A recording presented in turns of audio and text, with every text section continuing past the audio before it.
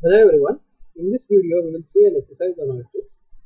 The objective of this exercise is what is the use of annotation in Alteryx.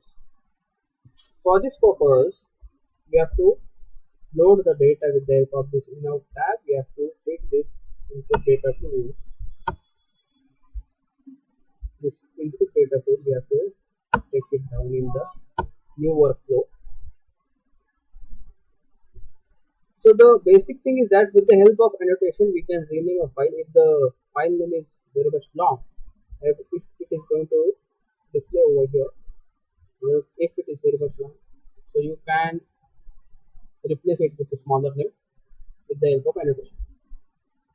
So now I will go to connect it with the file. It will redirect us to the data connection window. So we can either select the path of the file. I will select the file name as paste-down-17-copy.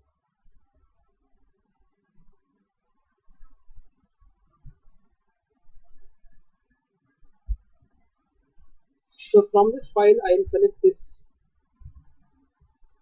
50 records order sheet.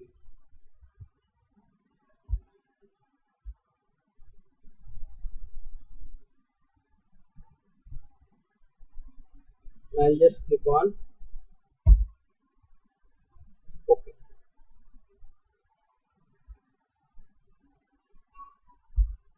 Then I'll click on run so that the result workflow will be available. So the file name becomes very much large, that sales 2017-copy.xlsx query equal to 50 records order. So if I want to only display 50 records order, how I can do this? So 50 records are displayed. Yes, it should be displayed and it should be displayed in this particular result. Now we have to go to this particular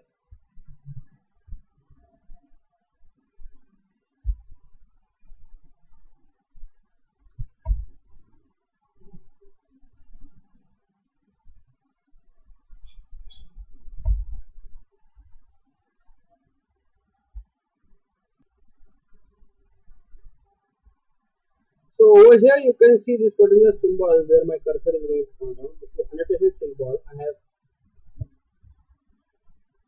shown over here. This particular window is going to show annotation. So we will replace this particular,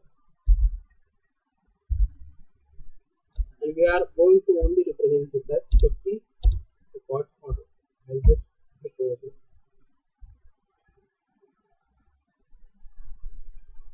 So yeah, in the way we can represent this particular in simple form.